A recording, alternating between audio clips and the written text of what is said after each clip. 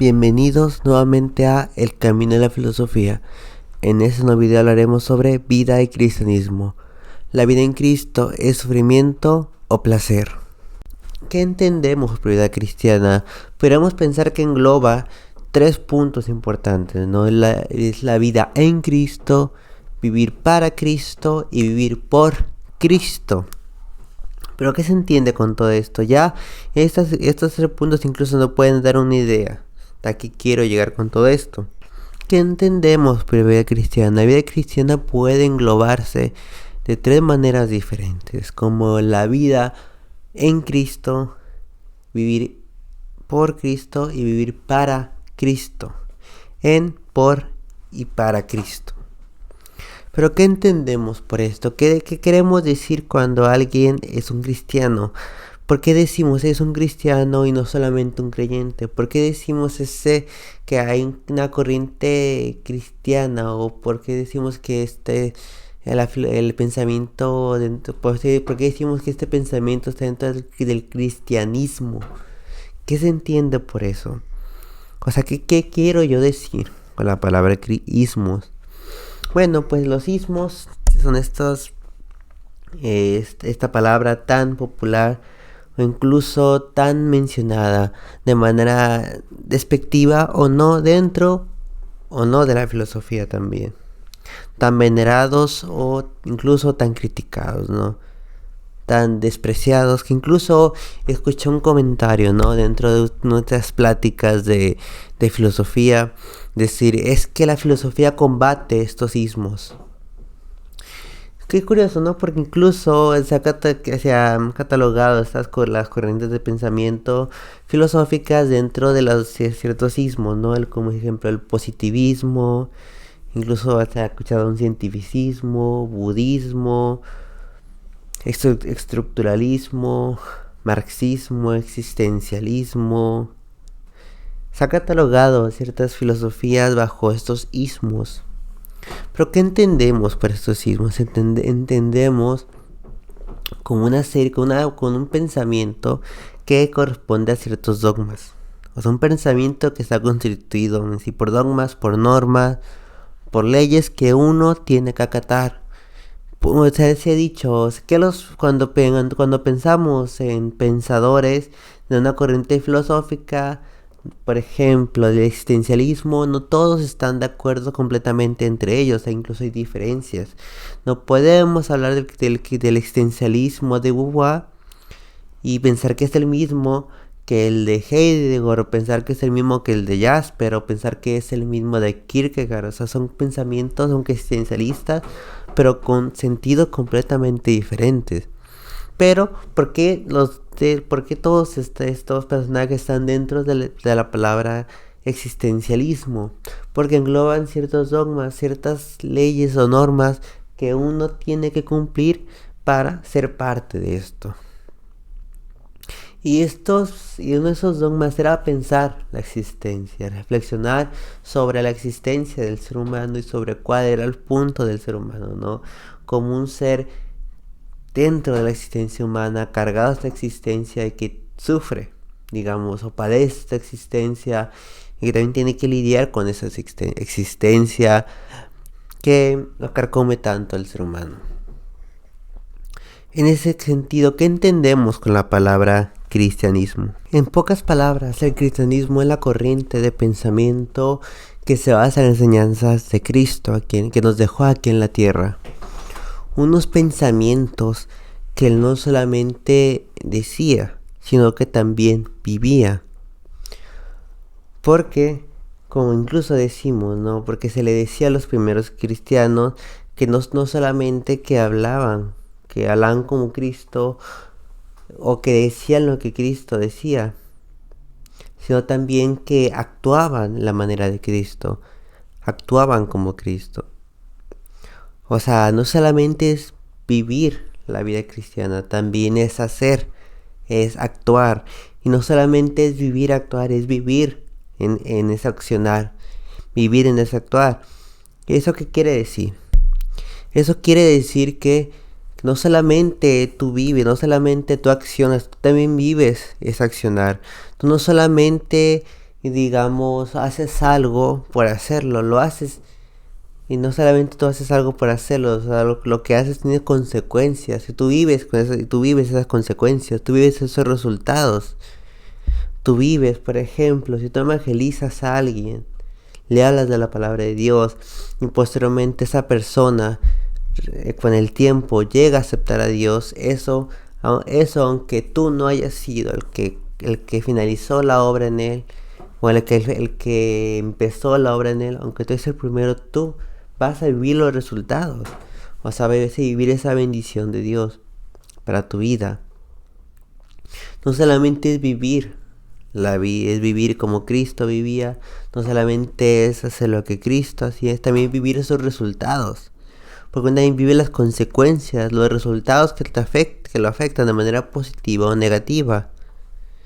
Tú vives también esos resultados. Pero ¿por qué digo entonces que la vida cristiana puede ser sufrimiento? Pregunto, ¿cómo vivía Cristo? Cristo vivía no de ostentosidades o de lujos, con las mejores ropas, en la mejor familia, con dinero, no era gente de dinero.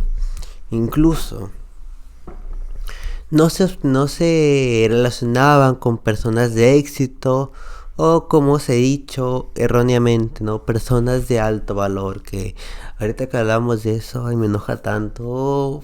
No me enoja tanto, sino que no sé, no estoy de acuerdo directamente. Porque Cristo no se relacionaba con personas de éxito, porque he visto a personas, ¿no? Que no sé si son como tal cristianos, pero que mencionan la Biblia, o que mencionan incluso sí, mencionan la Biblia y ciertos preceptos, ciertos valores, ciertos preceptos que están de acuerdo a la Biblia. Pero qué curioso, porque hablan personas de alto valor, personas de éxito, relaciónate con ellas. Cosas que vemos aquí, Cristo no lo hizo, no se relacionó con personas de éxito, de alto valor, mucho menos.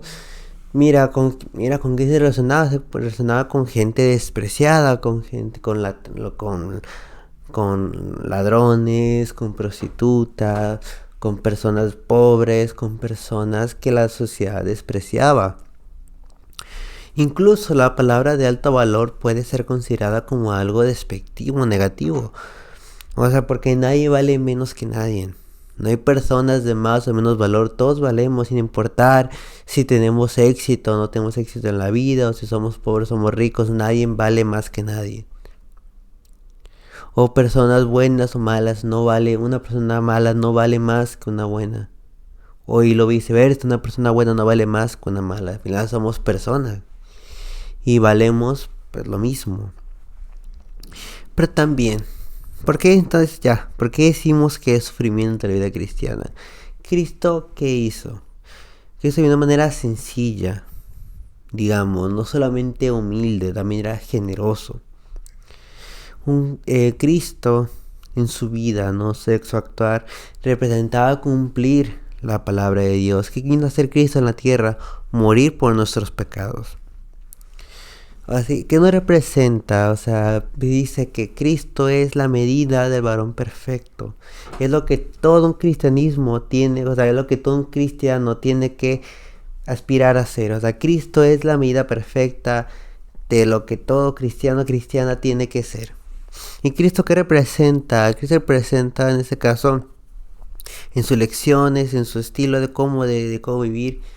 ¿Qué quiere decir que hasta cómo vivía Cristo? Cristo vivía conforme a la voluntad de Dios. Y esta voluntad de Dios como se nos representa, no muchas veces nos puede agradar. Cumplir la voluntad de Dios no siempre nos va a resultar dicha. La vida de Cristo en los últimos momentos fue sufrimiento, fue dolor. Dijo, pasa de mí esta copa, pero que no se haga mi voluntad, sino la tuya. Sentía Cristo en su humanidad que no podía cumplir su voluntad porque era demasiado. O sea, cumplir la voluntad de Dios es sufrimiento. O sea, el cristianismo, desde la postura de Cristo en los últimos días, era sufrimiento. Cristo se enojaba, Cristo se dolía, lloró. Y muchas veces, ay, ¿por qué te enojas? ¿No que eres cristiano? ¿O por qué lloras? No es que eres cristiano, ¿no? Y no es que la Biblia no es que la Biblia como tal condene la ira, sino que es, o sea, ¿qué es lo que te molesta? O sea, qué es tu ira? O sea, ¿de qué viene tu enojo? ¿Tu enojo viene por el celo de Dios o tu ojo viene por algo externo? ¿De dónde viene tu lloro? De un celo porque no se cumple la palabra de Dios, de un celo, digamos, o tu tristeza viene por algo que no es de Dios, por algo que Dios no aprueba. ¿De dónde viene tu dolor? ¿De dónde viene tu ira, tu enojo? ¿De dónde viene eso? Porque también incluso se llegó a momentos en los que se llegó a exaltar, momentos en los que se llegó incluso a llorar. Como decía, cuando murió Lázaro, Jesús lloró. A eso lo representa en la Biblia.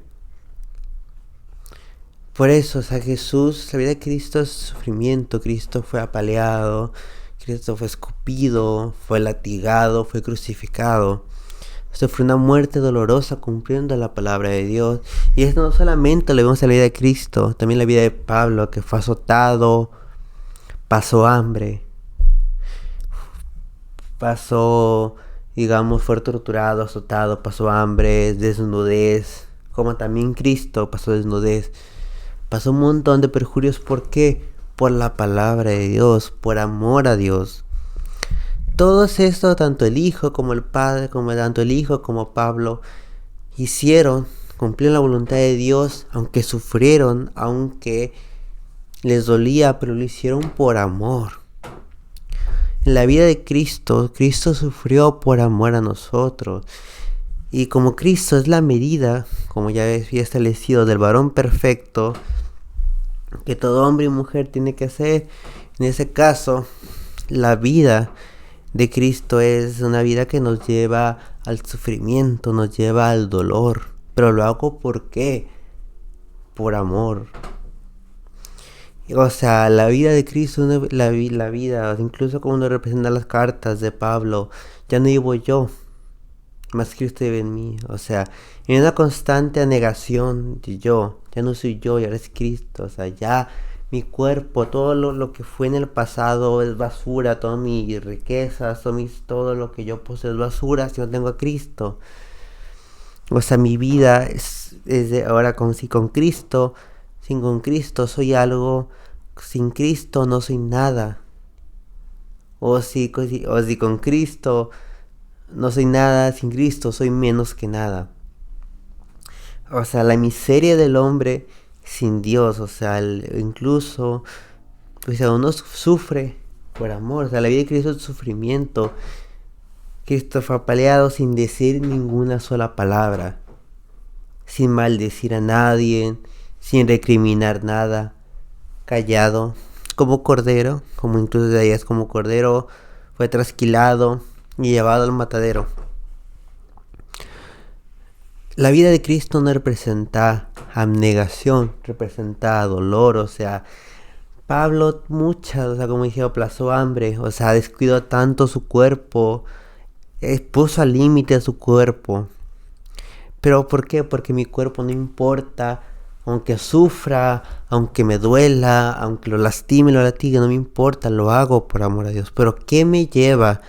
Incluso de qué me lleva a que mi cuerpo padezca? ¿Un descuido mío o la voluntad de Dios? ¿Qué es la voluntad de Dios? Cristo no te llama la atención, pero si lo que te lleva a que tu cuerpo padezca no es la voluntad de Dios, entonces ahí uno se está mal, ¿no? Pero ¿qué nos lleva? O sea, en el caso de la vida sí es sufrimiento. Esteban fue apedreado por decirles la palabra de Dios. Los apóstoles fueron muertos por decir la palabra de Dios. No me acuerdo si fue Mateo que fue torturado hasta la muerte. Acarreados, creo que, no sé si me acuerdo que era Mateo, el que fue, ¿cómo se llama? Amarrado por las piernas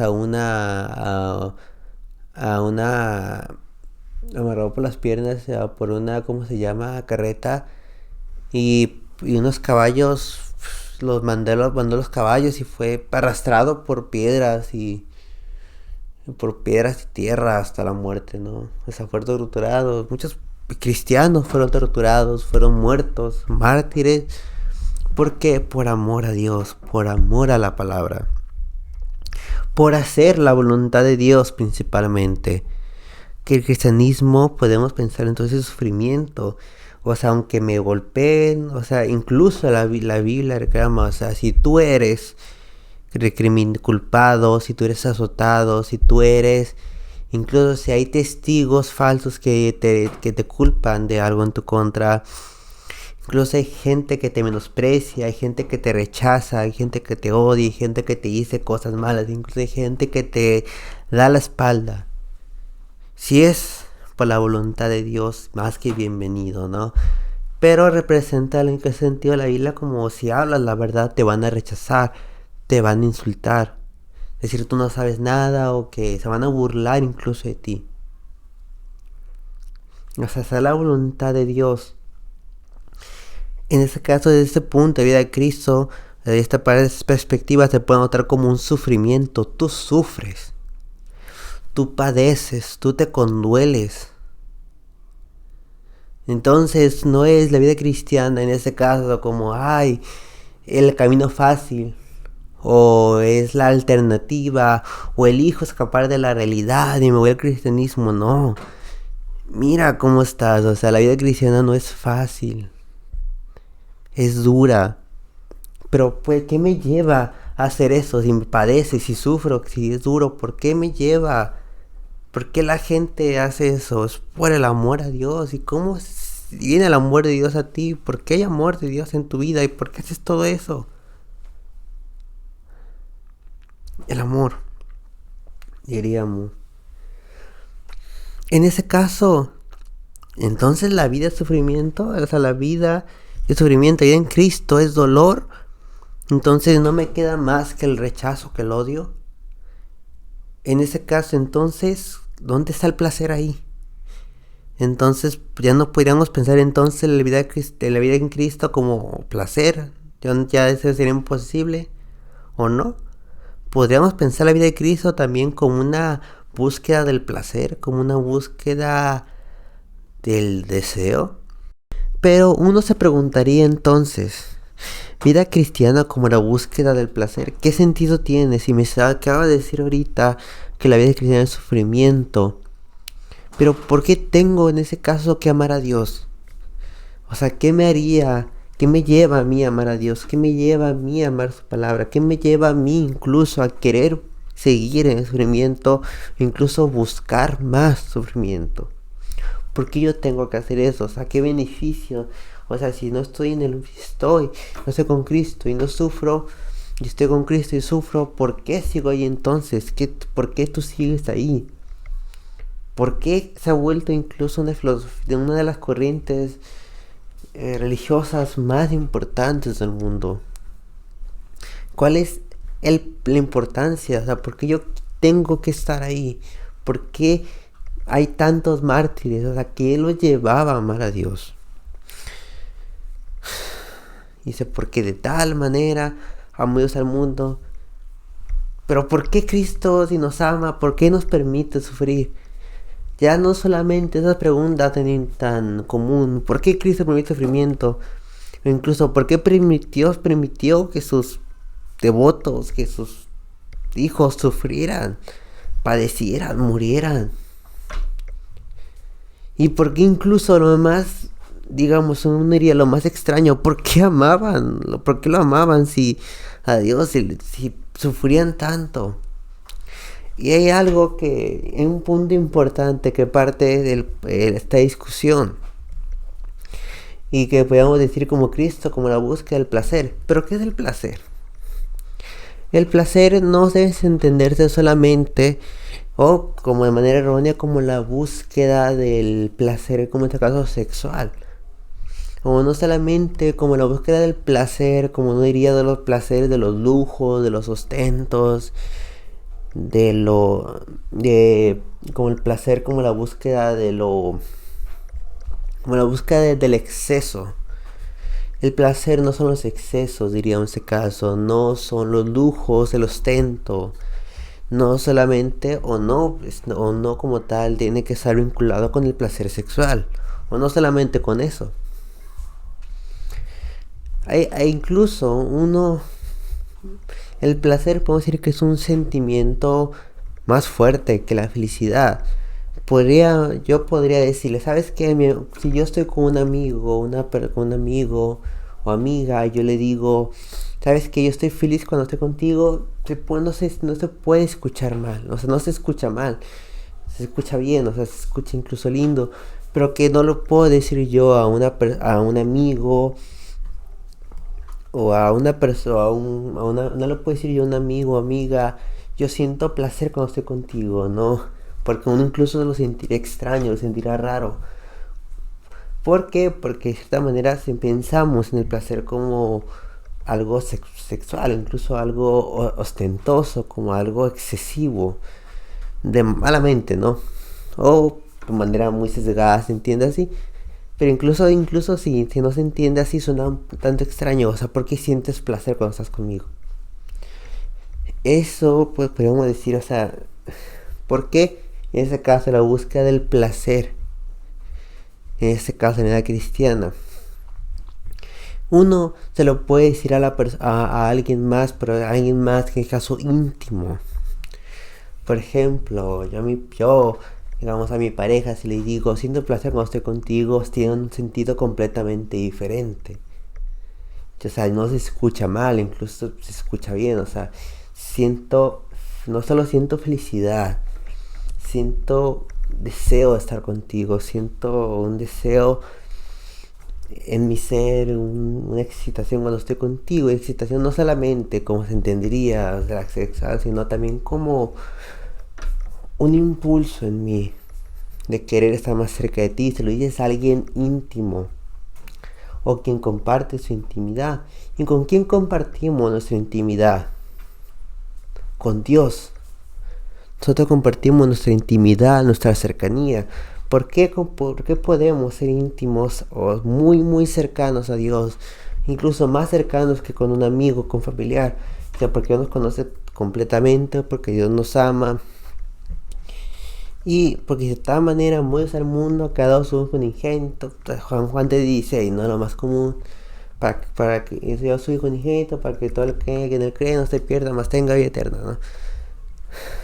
Dios nos ama, ¿no? Y entonces, ¿por qué? Por una búsqueda del placer. ¿Por qué me hace? O sea, yo amo a Dios porque me amó a mí primero, ¿no? Y el amor de Dios consiste no en que nosotros hayamos amado a Dios, sino en que Él nos amó primero. O sea, yo lo amo porque Él me amó primero a mí. O sea, el placer, el deseo, el querer estar con Dios se radica en un amor interno de Él hacia nosotros. Entonces, pero ¿por qué yo tengo que padecer? Es lo que no digo. ¿Por qué tengo que sufrir? ¿Por qué? No, porque no me cuestiono de por qué tengo que padecer o que tengo que sufrir por amor a Dios. Porque el amor de Dios me tiene que hacer sufrir. O sea, que yo recibo, en este caso también por recompensa, por ese sufrimiento.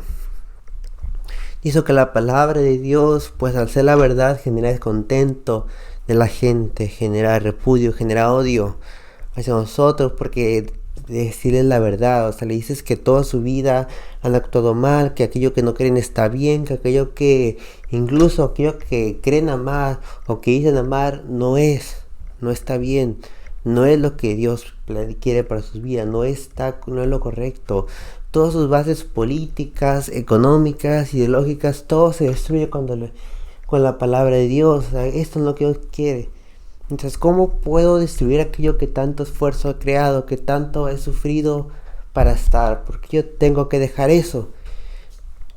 Y mucha gente se enoja, se burla, se ríe, o incluso, ¿no? Te recrimina, te quiere hacer sufrir, ¿no? O sea, uno sufre, o sea, pero yo que tengo en ese caso entonces que padecer por amor. En ese caso hablamos entonces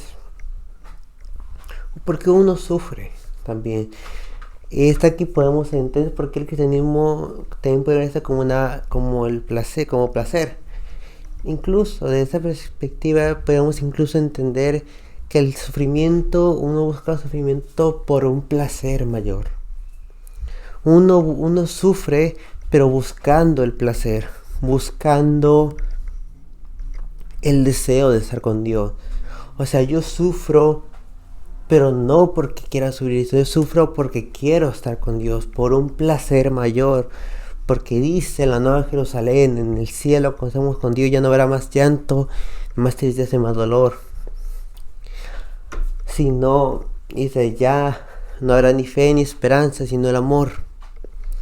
O sea, yo sufro, yo hablo de la palabra, yo hago la voluntad de Dios porque quiero estar con Él, porque me produce un placer pensar en el cielo, pensar que voy a estar con Dios.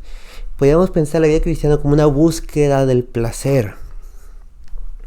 O sea, yo amo la palabra de Dios por las promesas que Dios ha puesto en mi vida, por su misericordia, por sus bendiciones, porque eso produce un placer a mi vida y producen querer estar más cerca de Él. Podemos pensar la vida de Dios como la búsqueda del placer, incluso. Pero no placeres vanos, no placeres carnales, sino un placer espiritual. Yo me place estar con Dios, es un deseo de intimar, de estar cerca de Dios. Yo tengo un deseo de querer estar con Dios. La búsqueda de Dios es como la vida cristiana es como una búsqueda, como dije, ya una búsqueda del placer. Buscar la felicidad. Sufres, pero porque más adelante estarás feliz, estarás mejor, más adelante todo se solucionará. Más adelante, aunque mueras aquí por tortura, aunque mueras en un accidente, lo que en ese caso, lo que nos calma, no nos tranquiliza, es que por fin todo llanto y tristeza dejará al lado y podremos tener un placer con Cristo, podemos tener placer a estar con Dios. O sea, y la palabra de Dios produce placer como hecho por las promesas, por las bendiciones. Y es muy contraste, o sea, yo no solamente... Es por eso que se ha generado esta diverso pensamiento. Entonces, ¿por qué? ¿Por qué estoy con Cristo, no? ¿Qué me tiene que hacer vivir a Cristo? Por eso se ha generado mucho el evangelio de la prosperidad, o ese tipo de evangelio que dice, Dios no te quiere ver feliz, Dios no te quiere ver triste, no te quiere ver miserable, Dios te quiere ver en lo éxito, en lo grande. Y por eso también se ha generado este tipo de filosofías del éxito, ¿no? Filosofías de la ganancia. Solo genérate con personas, solo habla con personas de éxito, de alto valor, para que te vaya bien en la vida, para que veas ganancias en tu vida, para que veas un progreso en tu vida. ¿Por qué? Porque eso nos produce placer, felicidad. No queremos relacionar con personas que nos lleven a la miseria, sino queremos estar con las personas que nos lleven a la felicidad. Pero se ha generado tantos evangelios es que Dios no te quiere ver pobre, Dios quiere verte rico, con ganancias, porque Dios, como es el rico, Dios del oro y la plata, no puede ser pobre, ¿no? Sí, ignorando como yo Cristo, que Cristo también vivió feliz, vivió buscando el placer, o sea, yo lo hago buscando el placer, o sea, ¿y cuál es ese placer que buscó Cristo? Que yo al morir podré conectar a la humanidad con el Padre. Puede hacer que la humanidad y el Padre se vuelvan a hacer cercanos, vuelvan a intimar más con el Padre. O sea, yo morí. O sea, Cristo murió buscando también un placer mayor, buscando incluso el placer. O sea, uno no muere simplemente sufrir y ya está. O sea, el amor no es simplemente por amar a Dios. El amor tiene una visión, tiene un propósito, tiene un destino. Que podemos decir es la búsqueda del placer. En ese caso, ¿qué podríamos decir? ¿La vida de Cristo es simplemente sufrimiento o es el placer? ¿Cómo podríamos pensar eso? Podríamos pensar incluso que, bueno, no es ni sufrir, pero tampoco es el mero placer. Podemos decir entonces hay un punto medio en el cual entonces uno sufra, pero también con la esperanza. Cuando uno siempre tiene que sufrir por el hecho de sufrir, sino tiene que sufrir porque espera algo mejor, porque espera un placer mayor. En este caso, aunque sí, uno se abstenga de esto o cómo. O si hay tantas bendiciones, si Dios es amor, si Dios no tiene pensamientos de bien y no de mal, entonces no tengo por qué sufrir, o sí. Si Dios tiene pensamientos de bien y no de mal para mi vida, si Dios no le da algo a que sus hijos le haga mal, a su cuerpo, a su vida, en ese caso entonces no tengo por qué sufrir. Entonces la vida cristiana es como una búsqueda del placer constante, de la felicidad. Si el sol sale sobre buenos y malos, entonces yo tengo que igual aprovechar esa luz, ese sol, esa felicidad. En caso, ¿para qué sufrir? ¿O cómo? Es una búsqueda entonces del cristianismo, de una búsqueda del placer, o una búsqueda del dolor, del sufrimiento. ¿Qué es? Lo que nos diría la palabra de Dios en este caso es este punto medio. De uno sufres, pero no solamente sufres, o sea, sufres por la búsqueda de un placer mayor, la búsqueda de querer estar con Cristo, la búsqueda de poder, digamos, recibir la corona de justicia que nos espera a todo lo que esperamos su venida, ¿no? A todo lo que amamos su venida, a todo lo que deseamos, a todo lo que sentimos placer al saber que Cristo viene pronto. Ese es el punto de Dios, no es ni placer ni sufrimientos, digamos que es este punto medio. Aunque es curioso porque la Biblia creo que no habla de puntos medios, ¿no? Habla del camino ancho o del camino ancho, o sea, ancho espacioso, o de la puerta angosta. Dice, no eres frío ni caliente, sino tibio. Si como eres tibio, te vomitaré. Preferiría que fueras frío a que fueras tibio. O sea, la Biblia siempre habla de mal y bien, correcto, incorrecto, falso, verdadero. Es curioso, la Biblia nunca toma un punto medio. Es curioso, ¿no? Como la Biblia no denota un punto medio, siempre denota blanco o negro. No hay blanco, ni azul, ni naranja, ni morado y después negro. No, es blanco o negro. Sí, no. No es tu sí, es que da tu sí o no, no. Porque incluso el prometer, el jurar, ya serían otras cosas. Ya no sería solo un sí o un no, ya serían más cosas. No es sí o no. Bueno, malo, correcto, incorrecto. Y desde ahí muchas cuestiones más, hombre o mujer, cuestiones mal, femenino, masculinos, muchas cosas más. Para ello no hay puntos medios, pero es curioso, ¿no? Porque incluso si uno no necesita sufrir, o sea, si uno no requiriendo sufrimientos se impone el sufrimiento, entonces ¿qué sería, no? Si tú no necesitas en ciertos momentos sufrir, pero aún así te pones y sufres, entonces ¿qué sería? Si tú no te pides necesariamente sufrir, si no te pide en ese momento que necesariamente sufras, pero tú a fuerzas quieres sufrir, ¿sería cumplir con la palabra de Dios o por un capricho propio? O si Dios te pide que sufras, pero tú no quieres, y se pide, no, pues esto que voy a hacer me va a costar, me voy a desvelar, me va a molestar, me puede incluso molestar, pero no, prefiero estar feliz, a gusto, prefiero sentir un momento placentero. En ese caso tampoco estará bien. Pero es curioso, ¿no? Cómo le nota. Incluso podemos pensar en este punto, como lo que se debe hacer y lo que no se debe de hacer, como este ostento al sufrimiento o al placer, y como incluso dentro de este negativo puede ser incluso la que no te lleva a Dios, ¿no? Entonces ya podemos entregar entre negativo, positivo, entre lo que se debe hacer y no. Y lo que se debe hacer entonces sería este punto, digamos, de equilibrio, ¿no? Porque la Biblia, como muchas de las filosofías orientales, hablaban de equilibrio, ¿no? Hablaban de un cierto punto medio.